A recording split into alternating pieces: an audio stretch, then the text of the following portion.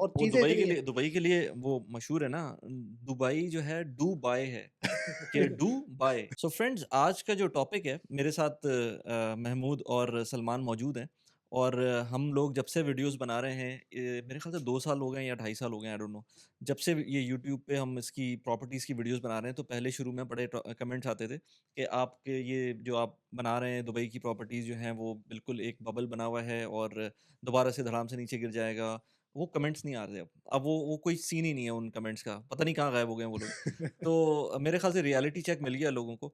Point ये होता है कि हर चीज़ का एक सिक्लिकल चीज़ें तो होती हैं, कभी ऊपर जा रहा होता है, कभी नीचे जा रहा होता है। दुबई के अंदर केस के अंदर भी इसी तरह से है।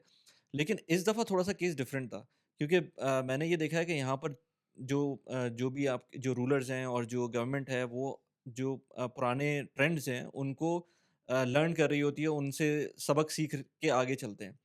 अनलाइक हमारे जो मुल्क होते हैं, जहाँ पर हम जो है, हमारी गवर्नमेंट तो सीख ही नहीं रही होती है ना, वो गलती पे और गलती करते गलती पे और गलती, उसी तरह की गलती दोबारा होती है। हैं। सो इसलिए जो है वो बड़ा उसमें जो नेगेटिव कमेंट्स आते थे, वो मैं हैरान हूँ कि नेगेटिव कमेंट्स नहीं आते। ये होता है कि यार आप महँगी प्रॉपर्टीज़ पे जाते हैं, आप सस्ती नहीं दिखा रहे होते, इस तरह के कमेंट्स होते हैं। तो वो तो यार अब क्वालिटी अगर आपको दिखानी है तो एक्सपेंसिव तो चीज़ें हो गई हैं। तो और मैं अगर लेट्स से सलमान से स्टार्ट करूँ कि आजकल ट्रेंड क्या चल रहा है? जो हमारी जो इस वीडियो का टॉपिक है, वो ये है कि ये जो बूम है, ये आर्टिफ़िशियल है, चलेगा, सस्टेन करेगा, नहीं करेगा? तो क्या ट्रेंड चल रहा है? जो लोगों से बात करते होगे तुम तो रोज़ाना ही की बेसिस के ऊपर इन्वेस्टर से बात कर रहे हो, तो क्या माइंडसेट क्या है? वली भाई, सबसे पहले मैं आपको बताऊँ कि जब इस आर्टिफ़िशियल ट्रेंड से पहले मैं लोगों का माइंडसेट बताता हूँ कि लोगों का माइंडसेट क्या होता है। स्पेशली जो बाहर बैठे इन्वेस्टर्स हैं, हुँ, उनका माइंडसेट ये होता है कि यार ये प्रोडक्ट आ रहा है, अभी तो हमने ब्रोकर से या किसी भी एडवाइज़र से डिटेल्स ली थी, हुँ, अभी तो हम अपनी कैलकुलेशन कर रहे थे, इतनी देर में ब्रोकर हमें पुश कर रहा होता है, ले लो, ले लो, ले लो, ले लो, और जब हम कोई अपना प्लानिंग करते हैं, तो पता लगता है वो सोल्ड आउट है। हुँ, और 1 नहीं, 2 नहीं, 3 नहीं, 4 नहीं, 5 प्रोजेक्ट, तो जो प्रोजेक्ट आता है वो ऐसे निकल जाता है। तो ये तो इसका मतलब कोई ना कोई गड़बड़ है मार्केट में। हुँ, ये बाहर वालों का माइंडसेट होता है। लेकिन जब वो एक दफ़ा खुद फिज़िकली यहाँ पर विज़िट करते हैं, स्पेसिफिकली इस काम के लिए, वैसे तो टूरिज्म पर्पस के लिए वो आते हैं और पैसा टूरिज्म, लेकिन जब आप टूरिज्म के लिए आते हैं इस कंट्री में, तो ये आपसे सही पैसा लूटता है ये हुँ। कंट्री, ठीक है? हर जगह और वो चीज़ें इतनी हैं। दुबई के लिए वो मशहूर है ना, दुबई जो है डू बाय है, कि डू बाय, उसके डूबाई। बगैर आप ना जाएँ। तो ये ठीक-ठाक हर जगह है। लेकिन जब आप किसी बिज़नेस पर्सपेक्टिव से आते हैं या किसी इन्वेस्टमेंट के नज़रिए से आते हैं, तो फिर आपको बहुत सारी चीज़ें अलग तरीके से दिखती हैं।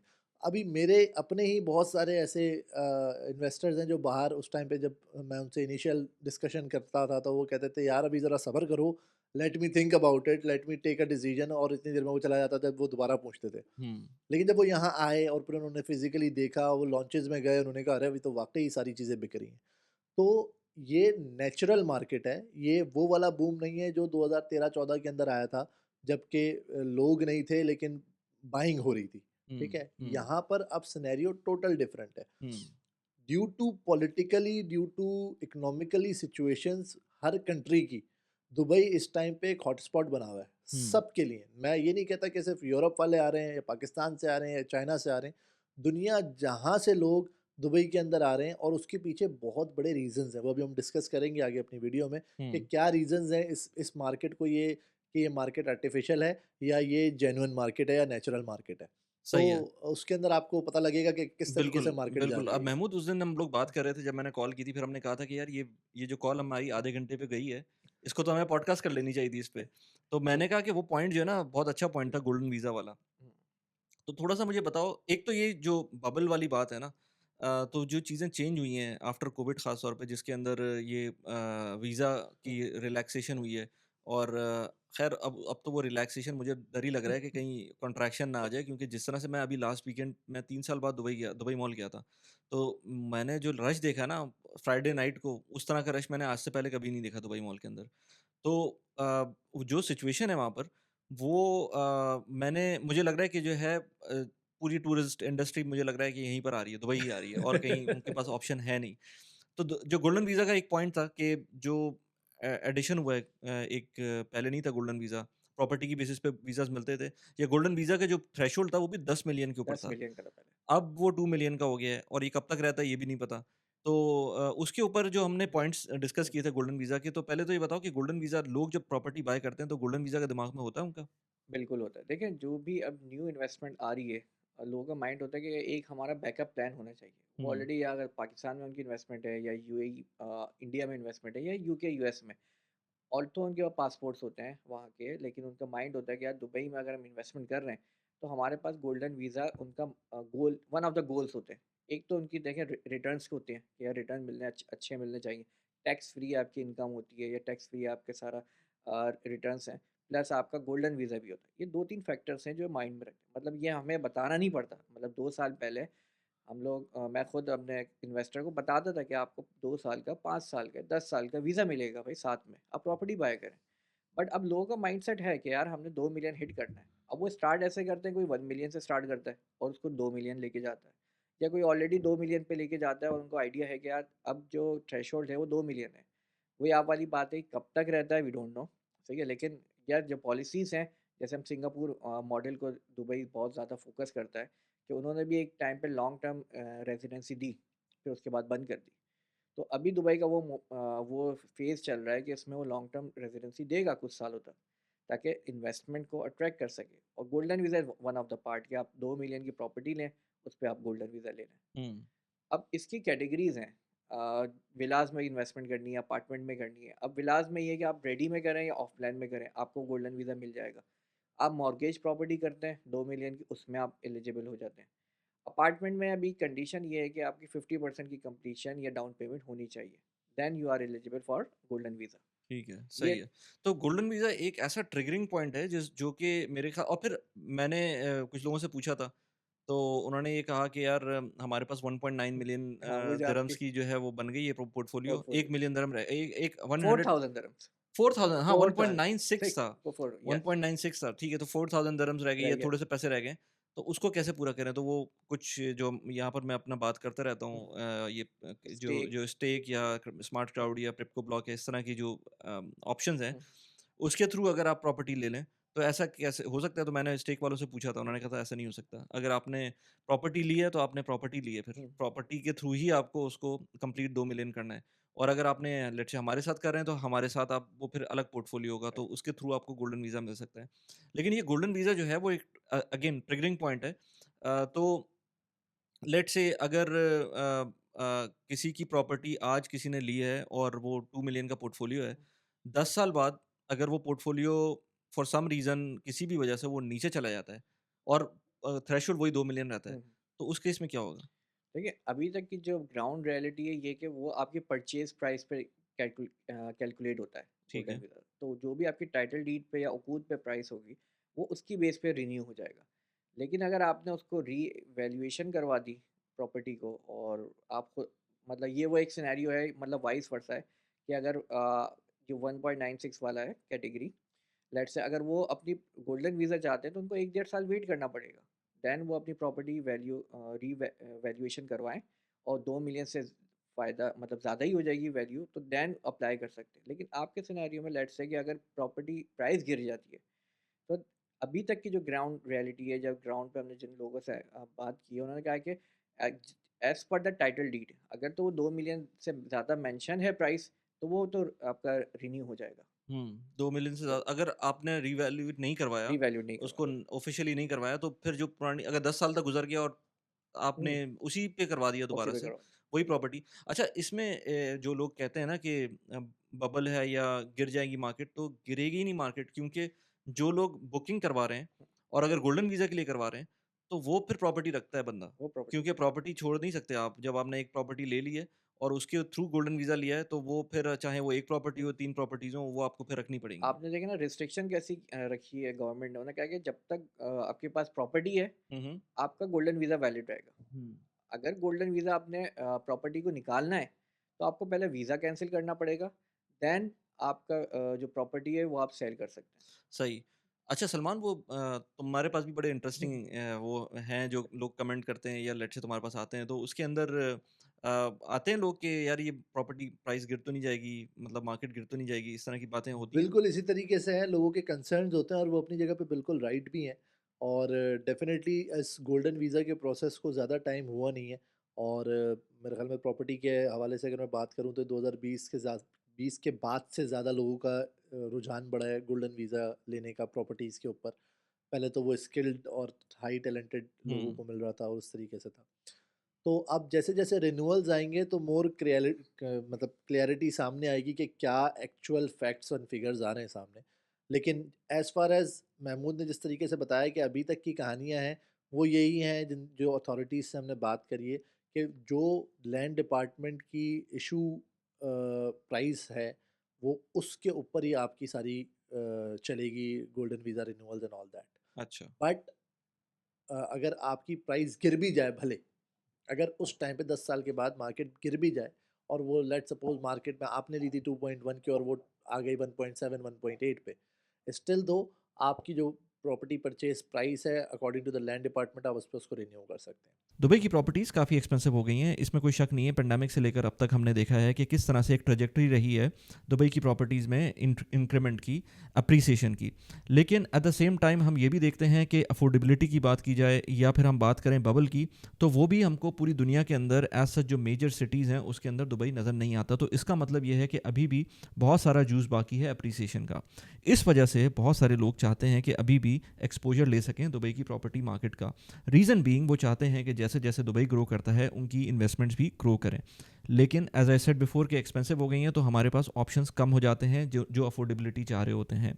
इस वजह से यहाँ पर कुछ ऐसे प्लेटफॉर्म्स मौजूद हैं जो आपको ऑप्शंस देते हैं कि आप एज लो एज 2000 दिरहम से इन्वेस्टमेंट स्टार्ट कर सकते हैं और एक्सपोजर ले सकते हैं। उस इन्वेस्टमेंट के थ्रू जब आप किसी प्रॉपर्टी के अंदर बाय करेंगे तो आपको एक रेंटल रिटर्न भी मिलेगा, महीने के महीने रेंटल रिटर्न मिलेगा। प्लस ये कि जब एग्जिट होगा, प्रॉपर्टी सेल ऑफ होगी, तो आपको उसके अंदर जो भी अप्रिसिएशन है उसका आपको पार्ट मिलेगा। आज जिस प्लेटफॉर्म की मैं बात कर रहा हूँ वो है प्रिपको ब्लॉक। प्रिपको ब्लॉक को बैकिंग है दमाग की। दमाग प्रॉपर्टीज़ को कौन नहीं जानता, उनकी बैकिंग है। आपको मल्टीपल प्रॉपर्टीज़ इनके पोर्टल पर नजर आएंगी। अगर आप चाहते हैं कि दुबई की प्रॉपर्टीज़ के अंदर इन्वेस्ट करें, शरिया कंप्लाइंस के पॉइंट ऑफ व्यू से इन्वेस्ट करें, तो आपको मेरा रेफरल कोड नीचे मिल जाएगा इस वीडियो की डिस्क्रिप्शन के अंदर। उसको यूज़ करते हुए अगर आप अकाउंट खोलेंगे तो आपको 250 दिरहम्स का रेफरल बोनस भी मिल सकता है। I wish you the very best in your investment journey. Now let's get back to the video. At the same time जब तुम लोगों को वो मिलते हैं, लोग कस्टमर्स आते हैं, बात बात करते हैं, तो किस तरह के लोग आते हैं? मतलब हम क्योंकि वो डेमोग्राफी हमारी ऐसी है जो कि लोग इंडियन पाकिस्तानी आ रहे होते हैं, लेकिन और तुम लोगों के और भी इस तरह के ऑफिस में एजेंट्स हैं जो कि बाहर के लोग हैं, रशियंस हैं या इस तरह के लोग हैं। तो तुम लोगों के पास ज़्यादातर इंडियन पाकिस्तानी आते हैं या और भी कहीं के लोग आते हैं? नहीं, हमारे पास तो मिक्स नेशनैलिटी है अच्छा। और अगर मेजॉरिटी बोलूँ कि कहाँ से ज़्यादातर आ रहे हैं, हमारे पास वो लोग हैं जो कि यूरोप के अंदर, यूके, यूएस, कनाडा के अंदर वेल सेटल्ड हैं पिछले 20-25 साल से। और क्योंकि अब वहाँ के जो हालात हैं, वो उस हिसाब से नहीं रहे जो पहले थे और चीज़ें काफ़ी चेंज हो गई हैं वहाँ पे। तो अब वो अ, वापस अपने बैक होम जाना नहीं चाहते, वो इंडिया, पाकिस्तान जाना नहीं चाहते, वो बांग्लादेश नहीं जाना चाहते। तो उनके लिए मिड स्पॉट सबसे बेस्ट इस टाइम पे दुबई है क्योंकि ये एक मल्टी कल्चरल सिटी है। यहाँ पर सेफ्टी सिक्योरिटी है।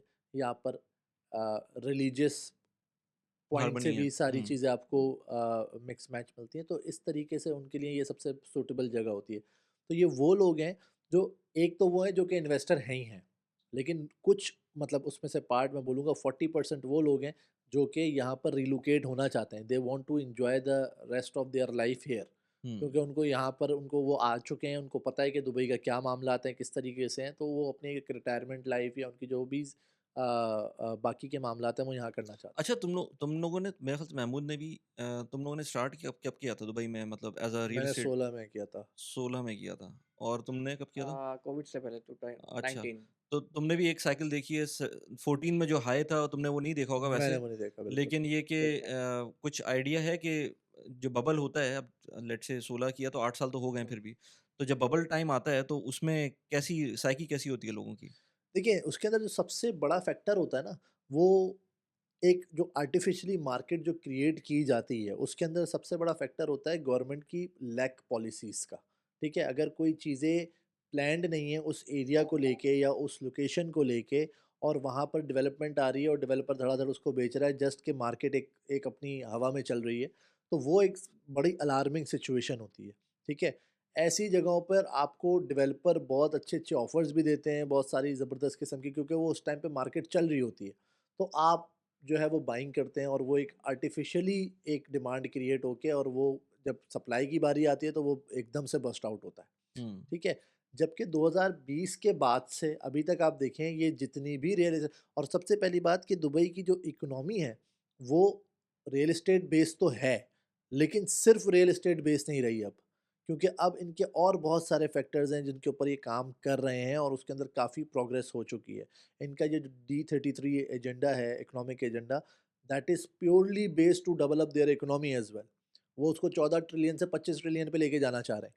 तो ये इतना आसान जंप नहीं है। ये हम तो सिर्फ़ यही सुनते हैं कि 2040 के अंदर ये पॉपुलेशन डबल करना चाह रहे हैं, लेकिन ये पॉपुलेशन डेवलप होगी कैसे? उसके पीछे के जो सारे मराहिल हैं, वो इस पे काम कर रहे हैं। वो इंफ्रास्ट्रक्चर पे काम कर रहे हैं, वो ईज़ ऑफ बिज़नेस पे काम कर रहे हैं, वो रेज़िडेंसी के लिए काम कर रहे हैं, वो बिज़नेस ओपनिंग के लिए बड़े आसान उन्होंने कर दिया। वो पहले जो इस तरीके के कफ़ील वाले मामलात होते थे, अब वो नहीं है। आप अपना आराम से यहाँ पर इंडिपेंडेंटली बिज़नेस कर सकते हैं। तो बहुत सारी चीज़ें हैं जो कि ये आसान कर रहे हैं और इनको पता है कि हमारे लिए यही सबसे बड़ी हर्डल्स थी उस मार्केट को सरवाइव ना करवाने की। अब हुँ। यहाँ पर लोगों का ट्रस्ट बनता जा रहा है। रियल एस्टेट के हवाले से अलग पूरी रेगुलेटरीज़ बनाई हुई हैं, चाहे वो आपके किसी भी एस्पेक्ट्स से हो, वो आपके रेंटल डिस्प्यूट्स हों, वो आपके डेवलपर टू कस्टमर कोई मसले हों, हर चीज़ का एक अपना सेटअप बना हुआ है और बहुत ट्रांसपेरेंट है। अभी आपने रिसेंटली देखा होगा कि पहले रेंटल इंडेक्स कैलकुलेटर हाँ, था, मैं इस पे आने वाला था, रेंटल राइट? इंडेक्स कैलकुलेटर पे, अब बिल्कुल। वो उसको और ज़्यादा इन्होंने एनहांस किया है, स्मार्ट रेंटल इंडेक्स कर दिया है, क्योंकि पहले क्या होता था कि लोग अपनी तरीके से वो प्राइसिंग बढ़ाए जा रहे हैं एरिया के अंदर। मिसाल के तौर पे मेरा एक बिज़नेस बे में अपार्टमेंट है, जो मैंने 15 साल पहले लिया था हुँ, हुँ। स्टार्टिंग में। और मैं उसको, और क्योंकि जब रेंटल इंडेक्स में जाता है तो वो एरिया वाइज़ उठाता था सारे rentals, what are the average area rentals. तो अब क्या है, अब उन्होंने और स्पेसिफिक कर दिया और ट्रांसपेरेंट कर दिया है लैंडलॉर्ड और टेनेंट के बीच में कि आपने अपनी बिल्डिंग वाइज़ आपके रेंटल्स कैलकुलेट होंगे अब। अब ऐसा नहीं है कि मैंने 15 साल पहले ली थी, महमूद ने अभी 2 साल पहले बिल्डिंग ली है, उसका और मेरा रेंटल बराबर होगा। It's not like that. और हुँ। उससे क्या होता था, उससे प्राइस इम्पैक्ट बहुत ख़राब आता था कि मेरी प्रॉपर्टी भी, तो लोगों का कॉन्सेप्ट होता था कि भाई मैं ये प्रॉपर्टी क्यों ना लूँ जब मुझे रेंटल उतने में आ रहा है और ये तो मुझे सस्ती मिल रही है। हुँ। तो मार्केट को कंट्रोल करना, उसको स्टेबलाइज़ करना, ये गवर्नमेंट काम कर रही है पीछे। तो स्मार्ट रेंटल इंडेक्स को अगर मैं समझ सकूँ तो इस तरह से है कि लेट्स से अगर मैं मेरा कोई अपार्टमेंट है डाउनटाउन के अंदर और डाउनटाउन के अंदर एक बिल्डिंग में मेरा अपार्टमेंट है जो कि 15 साल पुरानी बिल्डिंग है और एक बिल्डिंग है जो कि लेट्स से 2 साल पुरानी है। हुँ, लेकिन क्यों और जो एग्जिस्टिंग टेनेंट है उसके ऊपर परसेंटेज वाइज़ होता जो करंट रेंटल इंडेक्स है वो तो हुँ। परसेंटेज वाइज़ होता था ना कि आपका एरिया का परसेंटेज होती थी कि आप इसको इतना एरिया, बढ़ा सकते हैं। बिल्कुल। कोई नंबर नहीं होता था, वो परसेंटेज में होता था। वो परसेंटेज में होता था कि अगर आपके जो करंट रेंटल है और जो मार्केट रेंटल है, अगर उसमें 20% का फ़र्क आ रहा है, ठीक है? तो आपके ऊपर 10% की इंक्रीमेंट लग जाएगी ऑटोमैटिकली, सही। ठीक है? अगर वो 25 से 30% का इंक्रीमेंट आ रहा है तो आपका 15% रेंट बढ़ जाएगा। That's how the slab system was there. हुँ, बट ये एरिया वाइज़ लेता था ये। अब इसके अंदर पुरानी नई बिल्डिंग सब एक ही लपेटे में आ रही थी। हुँ। अब क्या है, अब उन्होंने क्योंकि इस ये और फिर इससे प्राइस कंट्रोल नहीं हो रहा था। इससे प्राइस क्या हो रहा था कि पुरानी बिल्डिंग की भी वही प्राइस आ रही थी, नई बिल्डिंग की भी वही प्राइस आ रही थी, जो एप्रिसिएशन हो ही नहीं पा रही थी। हुँ, तो नए नए वाले कहते थे मैं पुरानी बिल्डिंग में क्यों ना ले लूँ? मेरा तो वहाँ पर भी वही रेंटल यील्ड्स आने, बिल्कुल। ठीक है? और मेरी प्राइस भी वहाँ पर बनिस्बत कम है। नई बिल्डिंग में क्यों जाऊँ मैं, ऑफ प्लान में क्यों जाऊँ स्पेशली? तो वो तो 4 साल बाद रेडी होगी लेकिन ये उसकी मार्केट प्राइस। ट्रेंड भी तो डिसाइड कर सकता था ना कि अगर मैं पुरानी बिल्डिंग देख रहा हूँ तो मैं नहीं जाऊँगा उसके अंदर या नई बिल्डिंग देख रहा हूँ तो उसमें जाऊँगा या डिमांड ज़्यादा होगी तो फिर वो ऑटोमैटिकली जल्दी फिल अप होगी। लेकिन जो एक्जिस्टिंग टेनेंट है, उसके लिए प्रॉब्लम होगी। उसके लिए प्रॉब्लम है। हाँ। ये बेसिकली ये बनाया ही टेनेंट्स की, tenant friendly smart rental index जो इंट्रोड्यूस करा है, वो टेनेंट फ्रेंडली है। हुँ, क्योंकि अभी तक बड़े लैंडलॉर्ड जो है ना, वो लैंडलॉर्ड ही बने हुए थे। हुँ, तो वो हुँ। अपनी मर्ज़ी से वो मोनोपोली कर रहे थे प्राइसिंग के ऊपर, क्योंकि वो गवर्नमेंट की तरफ से ही अनाउंस था। लेकिन अब उसको और ज़ाहिर-सी बात है, वक़्त के साथ-साथ चीज़ें बेटर होती हैं। तो अब इन्होंने इसको और स्पेसिफ़ाई कर दिया है कि भाई आप बिल्डिंग वाइज़, उस construction age wise, quality wise और लेकिन एमेनिटीज़ इंडिविजुअल वाइज़। यूनिट्स पे तो नहीं जाएँगे, ये बिल्डिंग पे ही है ये अभी। बिल्डिंग के ऊपर है अभी, लेकिन उसके अंदर इंडिविजुअली कैटेगरी पे आ गए हैं। 1 बेडरूम हॉल है, 2 बेडरूम हॉल है, 3 बेडरूम हॉल है, अच्छा, तो वो कैटेगरी पे आ गए कि अच्छा, अच्छा। कितना आपका रेंट होना चाहिए आपकी बिल्डिंग के हिसाब से, उसकी कंस्ट्रक्शन क्वालिटी के हिसाब से और उसकी एमेनिटीज़ के हिसाब से। यार कितना डेटा लिया होगा इन लोगों ने। इन्होंने बहुत काम किया है, बहुत हाँ, काम किया है इसके ऊपर। इसमें एक और चीज़ ऐड की है, रेटिंग। हम्म। आपकी यूनिट की भी रेटिंग होगी। अच्छा। जितना अच्छा आप रेट होगा, अब वो डिपेंड करेगा वो किस तरीके से या किस फॉर्मूले से वो आपकी यूनिट की रेटिंग होगी, करेक्ट। लेकिन ये भी फैक्टर ऐड ऑन होगा। तो ये अभी इम्प्लीमेंट हो गया? बिल्कुल जी, हो गया, जी। जनवरी 3 को मैंने देखा, तो मैंने फर्स्ट को तो नहीं देखा, लेकिन उन्होंने अनाउंस किया था कि हम जनवरी से स्टार्ट करेंगे। 3 जनवरी से मैंने देखा, तो it was on the system smart rental index के। आप जब आप सर्च करेंगे तो वो अब आपको सारे ऑप्शंस ओपन हो गए। एरिया वाइज सर्च कर सकते हैं आप, उसके अंदर आप दीवा प्रीमाइसेस वाइज सर्च कर सकते हैं। अच्छा। आप उसके ऊपर आप अपनी जो कॉन्ट्रैक्ट इजारी जो होती है, इजारी नंबर डाल के भी आप उसको कर सकते हैं, तो अब वो लिंक्ड हो गया है उस स्पेसिफिक बिल्डिंग या स्पेसिफिक यूनिट के साथ। अच्छा, गुड तो गुड गुड। तीनों ऑप्शन है आपके पास। ज़बरदस्त। तो ये वही ना कि इस ये सारी चीज़ें, एस्क्रो अकाउंट हो गया या ऐसे इस तरह की जो चीज़ें हो गई, ये सारी चीज़ें आपकी बबल को रोक रही होती हैं। बिल्कुल, ये स्टेबल आपकी चीज़ों को स्टेबल कर रही होती हैं। ये जो आप एकदम से आप कहते हैं ना यार, ये तो मार्केट ऊपर ही ऊपर, ऊपर, ऊपर जा रही है, पिछले 4 साल से मार्केट ऊपर जा रही है, बट इस मार्केट के ऊपर जाने के पीछे रीज़न्स हैं, और उसके ऊपर काम भी हो रहा है कि ये वो हर वक़्त नज़र रख रहे हैं कि ये आर्टिफ़िशियली कहीं क्रिएट ओवरहीट ना ना हो हो। जाए। बिल्कुल। सही, सही। और एक और चीज़ मैं देख रहा था, वो अगर उसके बारे में पता हो तो उसके बारे में बात करते हैं। 2040 का जो प्लान है, वो क्या है? विज़न 2040 है या? देखिए, विज़न 2040 के अंदर ना इनको इन्होंने 5 डिफरेंट एरियाज़ बनाए हैं, ठीक है ना? जिसको इन्होंने डेवलप करना है। एक एरिया है आपका बरदुबई डेरा वाला, एक ज़ोन आपके पास है डाउनटाउन बिज़नेस बे वाला, एक दुबई साउथ का एक एरिया है, एक है ये आपका डीएलआरसी और एकेडमिक सिटी वाला, ठीक है? और चौथा मेरे ख़्याल में ये जेवीसी जेवीपी जेवीसी, वाला है, जेवीडी वाला है। आईएमपीज़ेड वाला। सो ये पाँचों ज़ोन के अंदर इन्होंने डेवलपमेंट करनी है, और इन्होंने 20 मिनट्स के अंदर-अंदर सारी कनेक्टिविटी रखनी है। सारे जो भी अ, एरियाज़ हैं। जो एरियाज़ हैं उसके अंदर जो अर्बन सेंटर्स बनेंगे बेसिकली, इसके ऊपर वो हेल्थ सेक्टर के ऊपर काम कर रहे हैं, वो एजुकेशन सेक्टर के ऊपर काम कर रहे हैं, वो इकोनॉमिकली बिजनेस सेक्टर्स के लिए काम कर रहे हैं। तो ये बेसिकली इनकी जो डेवलपमेंट होगी, ये सारी अल्टीमेटली शिफ्ट होगी दुबई की इकोनॉमी, मतलब जो इसका इम्पैक्ट आएगा वो दुबई इकोनॉमी, उसकी जो इकोनॉमी है हुँ, उसके हुँ। ऊपर आएगा। क्योंकि मैंने हुँ, आपको बताया था कि ये सिर्फ रियल एस्टेट के ऊपर अब डिपेंडेंट नहीं है कि रियल एस्टेट हमारी जो है वो फॉरेन इन्वेस्टमेंट से अपनी इकोनॉमी को चलाते रहेंगे, क्योंकि हुँ। इनको भी पता है कि कहीं ना कहीं हमारे पास जगह खत्म होगी, तो हमें एक दूसरा सोर्स चाहिए। ऑयल डेफिनेटली है, बट वो भी एक लिमिटेड टाइम के लिए है। उनको बिजनेस चाहिए, उनको यहाँ पे बंदे चाहिए, उनको पॉपुलेशन चाहिए, और वो उसी चीज़ पे काम कर रहे तो जो महमूद, हैं। जो लोग कह रहे होते हैं, एजेंट्स को बोल रहे हम्म, होते हैं कि यार वो एजेंट्स मार्केट चढ़ा रहे हैं और ये सिर्फ बातें हो रही हैं, तो ऐसा है कि और आपको एजेंट कैसा मतलब सेलेक्ट करना चाहिए? वो थोड़ा, वैसे तो तुम लोग खुद भी जो है ना वो इसी फील्ड में हो, लेकिन पता तो होगा कि क्या इसमें नेगेटिव्स आ रहे होते हैं और क्या इसमें लोग गलत प्रैक्टिस कर रहे होते हैं। देखिए, फॉर श्योर जिस फील्ड में हम हैं और इसमें काफ़ी मतलब बैड प्रैक्टिस चल रही है एजेंट की तरफ से भी, कि वो मैनिपुलेट करते हैं कहीं कहीं प्राइसेस को बहुत। कोई अब वो उनका ज़ाहिर है ज़ाती फ़ायदा भी होता है डेवलपर के साथ।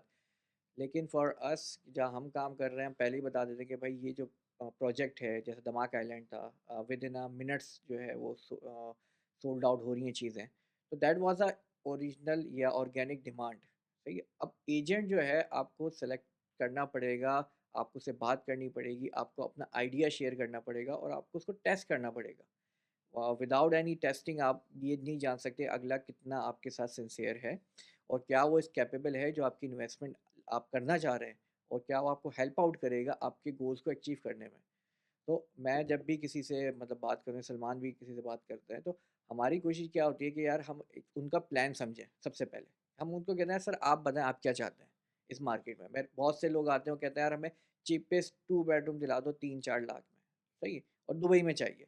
और हमने देखा है दुबई में लिस्टिंग लगी हुई है कि लोग बेच रहे हैं। और मैंने कहा कि सर, और कुछ ट्रांजेक्शंस होती हैं आपको पता है डीएलडी में, डीएस कि में हाँ। वो अन सर्कमस्टेंस होती है, वो कहते हैं नहीं ये मिल रहा है तो हम भी लेंगे। तो आई विल सजेस्ट, जैसे मेरे पास एक कस्टमर आए थे, उन्होंने कहा कि यार सलमान की उन्होंने वीडियो देखी, उन्होंने कहा दमाक हिल्स 2 में मुझे 7-8 लाख का चाहिए 2 बेडरूम।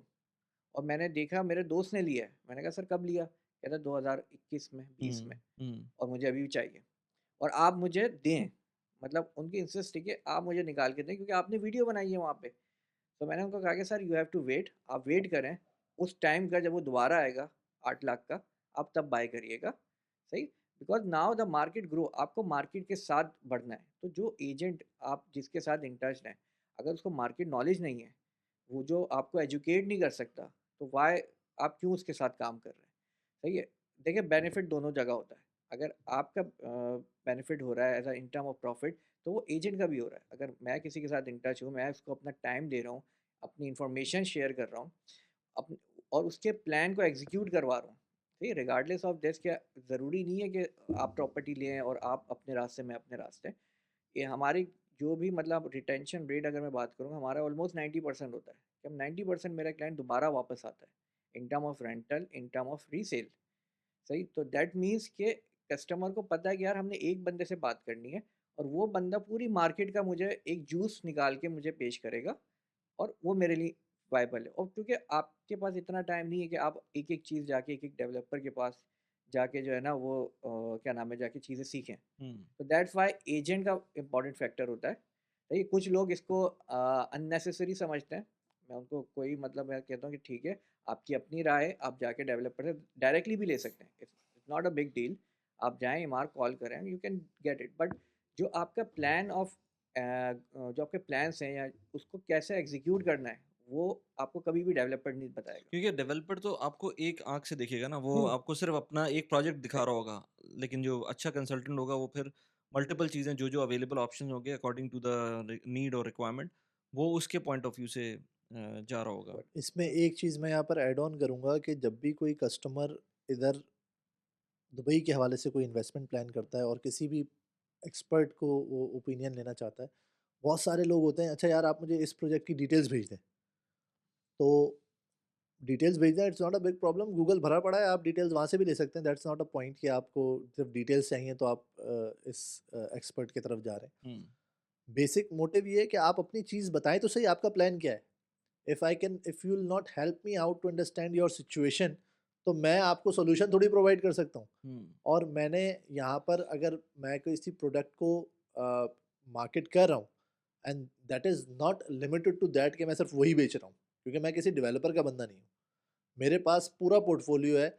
मुझे मुझे तो आपकी जो रिक्वायरमेंट है उसके हिसाब से बेस्ट पॉसिबल सोल्यूशन निकालना है। कम्युनिकेशन नहीं होगी, आप मुझे नहीं बताएंगे, तो फिर मैं आपको ब्रोशर ही भेजता रहूँगा बस। हम्म।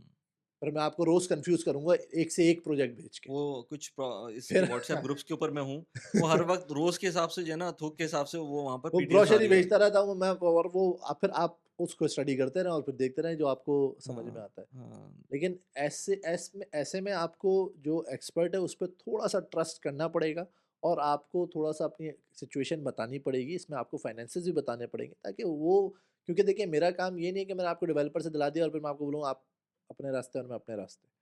मेरा काम है उस यूनिट को एग्जीक्यूट करा के, हैंडओवर दिला के, उसके बाद की जो हमारा प्लान है उसको रीसेल करना या उसको रेंट पे देना या शॉर्ट टर्म रेंटल्स कराना, वो सारा प्लान हम आपने हमारे थ्रू ही करना है। तो it's not a one time transaction, ये आपका सालों का साथ हमारा साथ रहेगा। तो आपने हमारे ऊपर ट्रस्ट करना होगा थोड़ा-सा, और हमने आपके ऊपर ट्रस्ट करना होगा, और फिर उसी के हिसाब से हम आपको जो बेस्ट मार्केट के अंदर अवेलेबल होगा वो मिलेगा। और जैसे कि इसने बात करी कि वो वाली बात कि 8 लाख में 2 बेडरूम दिला दो और हम्म। तो अभी जो लोग बाय कर रहे होते हैं, इन्वेस्टर्स जो होते हैं, दो तरह के लोग होते होंगे हुँ, ना, एक इन्वेस्टर्स होते होंगे, एक लॉन्ग टर्म अपने लिए सोच रहे राइट। होते होंगे। जो इन्वेस्टर्स होते हैं उनका वो क्या होता है, आई मीन उनकी स्ट्रैटेजी क्या होती है? देखिए जो इन्वेस्टर है आजकल बड़ा स्मार्ट है, उसको सब पता होता है। वो जब वो मेरे पास आता है या आपके थ्रू कोई मैसेज हमें करता है, ही नोज़ कि यार अच्छा मार्केट में ये चल रहा है। वो देख रहा होता है कि यार मार्केट में कहाँ कहाँ पोटेंशियल है। जैसे मैं, हमारे पास दमाक आइलैंड की काफ़ी इंक्वायरीज आई थी, दमाक हिल्स 2 में आई थी।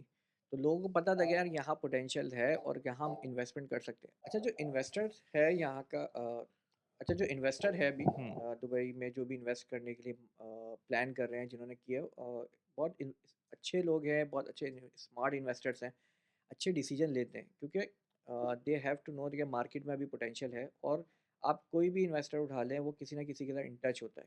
इट मीन्स के मार्केट के वो किसी भी एक्सपर्ट के साथ एज अ ब्रोकरेज लेवल पे, किसी भी अच्छे ब्रोकर के साथ वो इन टच होता है। उसको पता होता है यार ये मेरा ब्रोकर है, I want to go with him, और जो भी अच्छी ऑप्शन आएगी और मैं इसके साथ जाऊँगा। और रीज़न क्या होता है कि एक राइट टाइम पे राइट डिसीजन लेना होता है।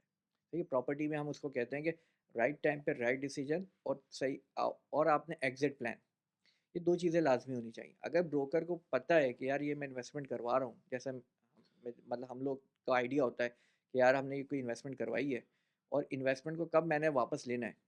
सही है। तो वो एक कैलकुलेट होता है, मतलब मैं किसी भी प्रोजेक्ट को जब हम लोग फाइनलाइज़ स्टेज पे होते हैं इन्वेस्टर के, मैं पढ़ लेता हूँ कि यार मैं इसको एग्ज़िट कब करवाऊँगा।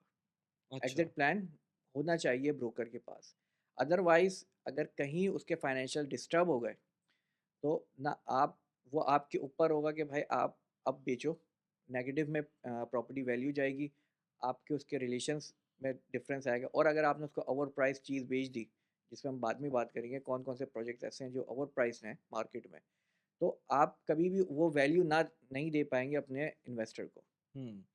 अच्छा, ये जो अभी बात की ना ओवर प्राइस वाली, हम्म, तो ये इसी पे हम बात कर लेते हैं, क्योंकि बूम तो अपनी जगह पर हम्म, है, लेकिन एट द सेम टाइम ऐसी भी प्रॉपर्टीज़ हैं जो बिल्कुल हिलती नहीं अपनी हम्म, जगह से। मतलब वो अपनी जगह पर जो आपने ओपी वैल्यू होगी वो उसी पे बिक रही होंगी, या right, थोड़ा-सा कम हो गई होंगी, या थोड़ा बहुत ज़्यादा हो गई होंगी।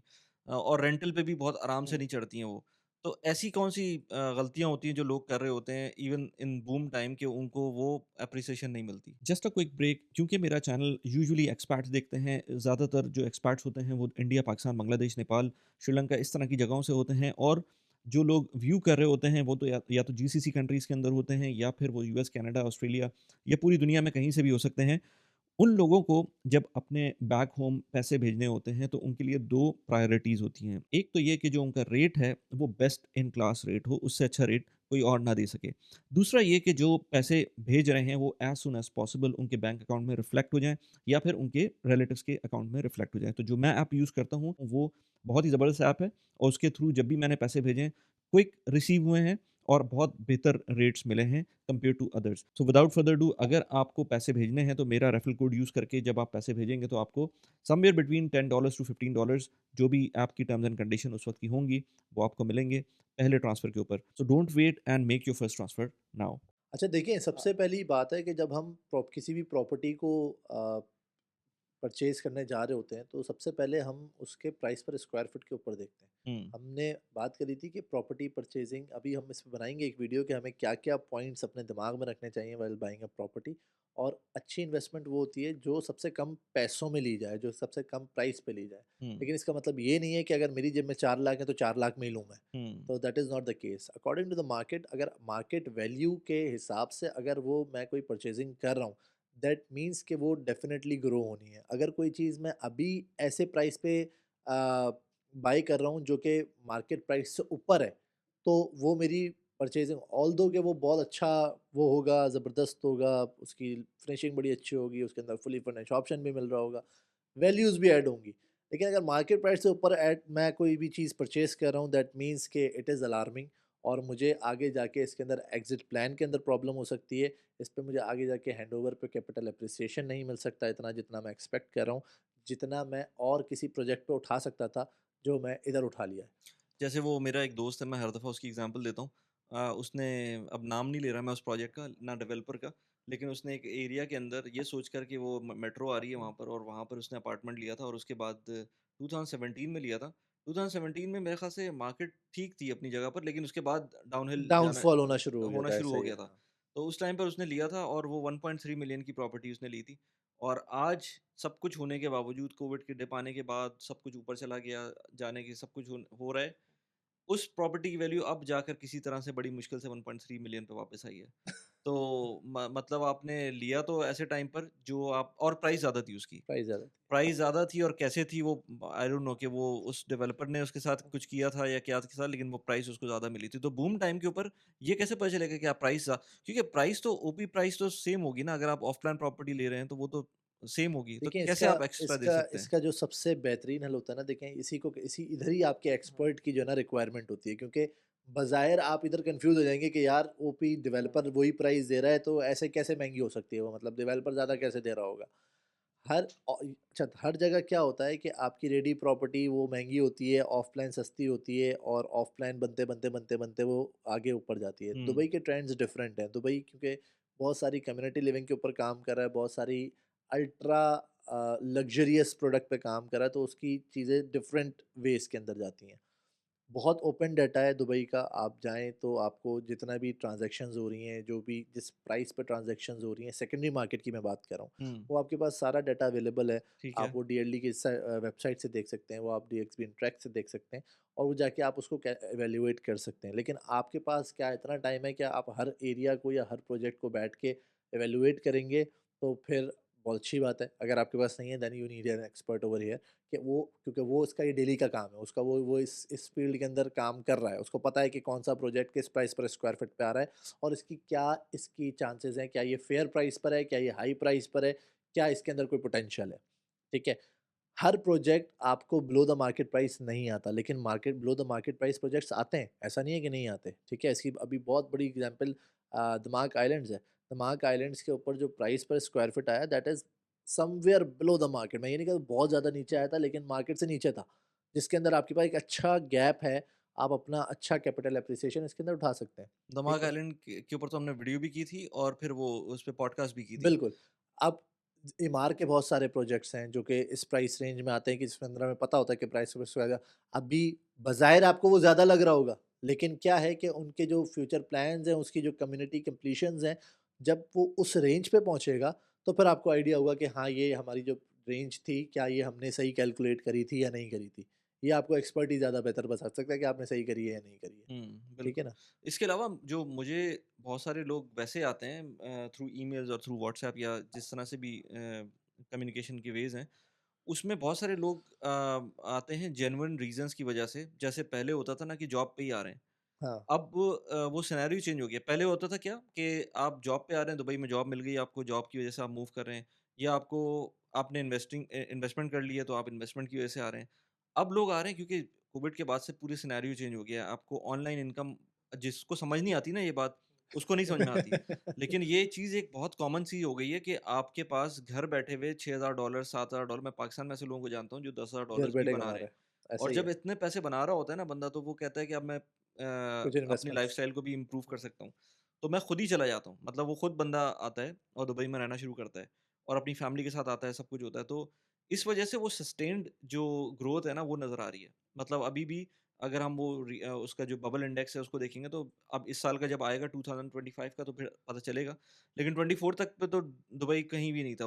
उसमें कोई बबल का सिनेरियो नज़र नहीं आ रहा था। बिल्कुल, अभी नाइट फ्रैंक्स की मैं आपके साथ report of the record share कर रहा था कि हुँ। उनकी भी जो एक्सपेक्टेशंस है रिगार्डिंग 2025, वो हुँ। 5 टू 8% है कैपिटल एप्रिसिएशन की, रिगार्डलेस ऑफ व्हाटएवर अच्छा the 5 supplies to have come in. 8% हाँ, कह रहे थे वो, हाँ, ठीक ठीक है। है ना? हाँ, और एक्सपेक्टेड है 71,000 होम्स डिलीवर होंगे 2025 के अंदर, जो कि अच्छा, 24 के अंदर जो है वो उससे तकरीबन 13% ज़्यादा डिलीवर हो रहे हैं, सही। ठीक है? तो और ये ये, रिकॉर्ड ही होगा मेरे ख़्याल से इससे पहले तो इतने नहीं हुए होंगे। हाँ, ये सब रिकॉर्ड ही है, इससे हाँ, पहले इतना नहीं हुआ। हुँ, 2024 के अंदर 1,88,000 ट्रांज़ैक्शंस हुई हैं रियल एस्टेट की, हुँ, समव्हेयर अराउंड 625 बिलियन दिरहम्स, ठीक है? हुँ, तो हुँ। ये एक रिकॉर्ड ट्रांज़ैक्शंस हुई हैं, इससे पहले कभी भी नहीं हुई, इससे पहले मेरे ख्याल में 475 बिलियन का ईयरली उनका हाईएस्ट ट्रांज़ैक्शन था। अच्छा दुबई के तो जो प्लान है ना 2040 का ये सारी जो चीज़ें चल रही हैं वो और फिर लोग जो आ रहे हैं वो अपनी जगह पर हैं लेकिन एट द सेम टाइम पहली दफ़ा हुआ है ये कि पहली दफ़ा तो नहीं खैर पहले अजमान में हुआ था, रास अल खैमा में भी हुआ था, शारजा में नहीं था पहले अबू धाबी में भी हो चुका है। लेकिन अब जो है वो क्योंकि रास अल खैमा में कैसीनो आ रहा है, तो उसकी वजह से पहली दफ़ा उमुल कुवैन के अंदर हुआ, कुछ हिलजुल हुई वहाँ पर, हिलजुल हुई, बिल्कुल सीनिया ऐसा था। आइलैंड जिसे कहते हैं ना। हाँ। तो वो अब ये सारी भी साथ-साथ चीज़ें आ रही हैं। तो कोई इसके अंदर कोई इनसाइट्स हैं जो कि उम अल कुवैन में हो रहा है या रास अल खैमा में हो रहा है या इवन अजमान के अंदर कुछ हो रहा है या अबू धाबी के अंदर कुछ हो रहा है, तो इसका कुछ है इनसाइट्स अगर छोटी-सी बात कर सकें इस पे? देखिए, रासुल खैमा की मार्केट तो बहुत डिफरेंट मार्केट है, that is based on win casino, ठीक है ना? वो ओके। रासुल खैमा अपनी जो एक अपनी डेवलपमेंट कर रहा है टूरिज़्म पर्पज़ के ऊपर, वो तो चल ही रही है डेवलपमेंट, उसकी वजह से लोग वहाँ पर जाते हैं। रिज़ॉर्ट लिविंग बड़ी ज़बरदस्त मशहूर है वहाँ पे, लोग वहाँ पे आइलैंड लिविंग करते हैं और फिर जाके वो उनकी वो ज़िप लाइन और वो सारी जो टूरिस्ट एक्टिविटीज़ हैं, उसकी वजह से रासुल खैमा तो चल ही रहा है। लेकिन उसका जो मेजर फैक्टर है वो विन कैसीनो है, ठीक है? कि विन कैसीनो ने, क्योंकि विन कैसीनो की एक हिस्ट्री रही है, विन कैसीनो की एक बड़ी डेवलपमेंट रही है, रियल एस्टेट मार्केट के लिंक रही है, तो वो उसकी एक उसको तो हम कहीं भी वो नहीं कर सकते कि यार वहाँ पे कुछ भी नहीं हो सकता। वो डेफ़िनेटली उसके अंदर बड़ा ज़बरदस्त जंप आना है और वो आप आने वाले टाइम में देखेंगे। इनफैक्ट वो तो जो रासल खैमा के जो कुछ लोगों को मैं जानता हूँ, तो उनकी प्रॉपर्टीज़ पे तो आ गया इम्पैक्ट वो वाला। बिल्कुल, वो इम्पैक्ट आना शुरू हो गया। मेरे ख़्याल में 26 के एंड में ये ऑपरेशनल हो जाएगा हाँ, विन हाँ, हाँ। कैसिनो। तो इनफैक्ट मैंने एक वीडियो भी की है, वो एक और मेरे साथ होते थे, एक हंगरी के कंसल्टेंट थे वो, लेकिन उन्होंने रियल एस्टेट भी स्टार्ट कर दिया है। तो अच्छा, मैंने उनके साथ 2-3 पॉडकास्ट पहले की थी, तो उन्होंने मुझे कहा था कि यार आप आके ज़रूर देखें। तो मैंने कहा मैं आके देखता हूँ, मैं एक काम करता हूँ वीडियो भी बनाता हूँ। तो उसने बोला ठीक है वीडियो बनाएँ, ज़रूर बनाएँ। हो सकता है जब ये वीडियो अपलोड हो तो वो वीडियो आ चुकी हो। तो वो मैं गया था, हेलियो का एरिया है हेलियो अजमान का। में। हाँ, तो काफ़ी अंदर की तरफ है। ऑलमोस्ट अगर हम मैंने एयरपोर्ट से देखा था उसको, तो ऑलमोस्ट 40 मिनट्स का तो बगैर ट्रैफ़िक का टाइम था उसका, और ट्रैफ़िक के साथ तकरीबन 1 घंटे से ऊपर का उसका टाइम है। हाँ। तो और उनका ऑफ़िस था बिज़नेस बे में। तो वो वहाँ से, लेकिन उनका जो उनको विला मिला था, जो मैंने देखा था, अभी अंडर कंस्ट्रक्शन था, लेकिन उसका मॉडल विला अवेलेबल था। तो जैसे वो पाकिस्तान के विलाज़ होते हैं ना, या घर होते बैंगलो हैं, जिसे हम कहते हैं बैंगलो ना। जिसे कहते हैं, उस तरह का फीलिंग थी। उसमें कोई सर्विस चार्ज नहीं था। अच्छा, ये मेरे लिए बड़ी हैरत हुँ। की बात थी कि कोई सर्विस चार्ज नहीं था उसके अंदर, क्योंकि कोई वो कम्युनिटी नहीं थी कोई वो। लैंडस्केपिंग ही नहीं है, वो कुछ उस भी तरह नहीं की नहीं होगा। थी, तो वो बुरा नहीं था एरिया, लेकिन ये कि उसमें कोई कम्युनिटी वो नहीं था। प्लस ये कि उसकी प्राइस जो थी, वो ये समझ लो कि तकरीबन 600 गज़ का बंगला, और वो आपको मिल रहा है अंडर 2 मिलियन के ऊपर। बिल्कुल ऐसा ही है। तो वो अब फिर उसके अंदर लेकिन प्राइस उसमें भी बढ़ रही थी। तो वो बंदा कह रहा था कि मैं तकरीबन 1 साल से देख रहा हूँ, और फिर इवेंचुअली अब जाकर उसने लिया था। 1 साल में हर महीने तकरीबन कोई 50,000 दिरहम बढ़ जाते थे, कभी 60,000 दिरहम बढ़ रहे हैं, मतलब कॉन्स्टेंटली बढ़ रहे हैं। तो ये कह रहा था कि अभी मैंने देखा है कि ये 1.5 से, मैं यही हुँ। चीज़ 1 साल पहले 1.5 में देख रहा था, अब 2 और मिलियन अब है। वो 2 मिलियन में मिल ये रही है। बिल्कुल ऐसा ही है जैसे क्रिप्टो के अंदर हम कहते हैं ना कि अम्ब्रेला है बीटीसी, हाँ। बिटकॉइन। जब हाँ। बिटकॉइन ऊपर जाता है ना हाँ, तो हाँ, हाँ, हाँ। अपने साथ सारे कॉइन्स को वो उठाता है, हाँ, कहीं न कहीं, किसी न बिल्कुल, किसी हद तक। बिल्कुल। इसी तरीके से जब दुबई रियल एस्टेट मार्केट उठती है ना, तो ये शारजाह, अजमान, उम्मुल क्वीन, रास अल खैमा, अबू धाबी, ये अच्छा, सारे उसके लिए ऑटोमैटिकली जो उठते हैं। अजमान का जो पॉइंट था ना, वो हुँ, उसने मुझे बताया कि, और मुझे समझ में भी आया कि ये भी सही है कि वो जो एरिया है हेलियो का, वो एरिया रास अल खैमा से भी उतना ही दूर है जितना दुबई से है। कितना दुबई से दूर तो है। वो, अगर किसी को रास अल खैमा में वो देखना है कि कैसीनो वहाँ पर आ रहा हुँ, है, तो उसकी वजह से इन्वेस्टमेंट की कोई वो बनती है, पॉसिबिलिटी फिज़िबिलिटी बनती है। हाँ। तो उसके अंदर भी उसको फ़ायदा है कि वो रास अल खैमा से भी उतना ही दूर है, और दुबई से भी उतना दूर है। तो नहीं यार, बहुत बहुत अच्छा लगा, इसमें कुछ इनसाइट्स मिली मुझको कि जो हम लोग ख़ास तौर पे ऑडियंस कहते हैं कि बबल तो नहीं है ये, डर लगता है लोगों को। तो और प्लस ये कि अभी उतनी प्राइसेज़, अगर आप देखें ना 2015 से 14 से जो उस वक़्त हाई था, हुँ। अब तक देखें तो वो प्राइसेज़ बहुत ज़्यादा तो नहीं बढ़ी हैं अभी भी। अगर मैं प्राइसेज़ बिल्कुल नहीं बढ़ी हैं। आप ये देखें कि आप उस चीज़ को आइडिया इससे लगा सकते हैं कि लास्ट ईयर कितने लोग यहाँ पर आए और उनमें से आपको मैंने शायद लास्ट भी बताया था कि 6,700 मिलियनियर्स हुँ, 2024 के अंदर मूव हुए दुबई, रिलोकेट हुए दुबई हुँ, और ज़ाहिर है वो अपने पूरे प्लान के साथ आए। वो मतलब ऐसे नहीं है कि उन्होंने 1 महीने पहले मूड बनाया और अगले महीने वो दुबई आके रहना शुरू हो गए। हुँ, हुँ, they started up their businesses as well, अपने बिज़नेस अपॉर्च्युनिटीज़ भी बहुत उन्होंने अवेल करी हैं। उसके साथ इन्वेस्टमेंट बड़ी रखी उन्होंने अपनी इधर मूव करी है। तो मार्केट बहुत स्टेबल है। हुँ, तो चीज़ें उसी हिसाब से चल रही हैं और जैसे-जैसे डिमांड बढ़ती जाती है और डिमांड ये लिंक्ड है पॉपुलेशन के थ्रू। तो ये 2025 के अंदर भी काफ़ी प्लानिंग हो रही है हाई नेटवर्क्स जो इंडिविजुअल्स हैं उनको यहाँ पर रिलोकेट करने के लिए और ये एक बड़े लेवल पे भी काम हो रहा है और छोटे लेवल पे तो जाहिर सी बात है जो एसएमईज हैं वो एक बड़ा बड़ा इंपॉर्टेंट फैक्टर है जो कि मीडियोकर लेवल के ऊपर अपनी पूरी सपोर्ट करती है इकोनॉमी को तो सही वो भी है। साथ साथ चल ही रहा है। बिल्कुल सही है। चलो यार, थैंक यू वेरी मच, बहुत इंसाइटफुल रहा। और अगर किसी को इन्फॉर्मेशन चाहिए या व्हाट्सएप करना हो, तो वो सलमान का, महमूद का नंबर नीचे डिस्क्रिप्शन में आ रहा होगा। रेडी प्रॉपर्टी हो, ऑफ प्लान प्रॉपर्टी हो, प्रॉपर्टी इ मैनेजमेंट हो, प्रॉपर्टी मैनेजमेंट हो, बिज़नेस सेटअप भी बिजनेस इवन। सेटअप हो, गोल्डन वीज़ा सर्विसेज हो, अब तो मतलब प्रॉपर्टी से रिलेटेड जितने भी commercial residential of plan ready different teams हैं तो वो डिफरेंट तरीके से काम हो रहा है। डेफिनेटली अगर आप ऑफ प्लान में आएंगे तो आपको हम दो में से ज़्यादा शक्लें दिखेंगी हुँ, और जो टीम के लोग हैं वो दिखेंगे। रेडी में आपको कुछ और लोग मिलेंगे जो रेडी पे काम कर रहे हैं, कमर्शियल पे अलग आपको लोग मिलेंगे। तो वो अकॉर्डिंग टू द क्राइटेरिया कि वो किस रिक्वायरमेंट के थ्रू आ रहा है, विल कैटर दैट हम सर्विसेज। उसको कहते हैं 360 सॉल्यूशन। 360 360 सॉल्यूशन। सॉल्यूशन। हाँ। इनफैक्ट हम अभी जो दूसरी पॉडकास्ट करेंगे, उसके अंदर वो बात करेंगे कि जो लोग आते हैं, अगर हम उसकी बात करें कि कैसे प्रॉपर्टी हुँ, बाइंग का प्रोसेस है। तो उसमें एक माइंडसेट हम्म भी होता है ना कि हमें रेडी प्रॉपर्टी ही चाहिए। हम्म वो माइंडसेट कौन सा होता है तो हम उस पॉडकास्ट में बात करेंगे। चलिए बिल्कुल। चलो यार, चलें, thank you very much. Thank thank you, thank you you. Thank thank you you okay.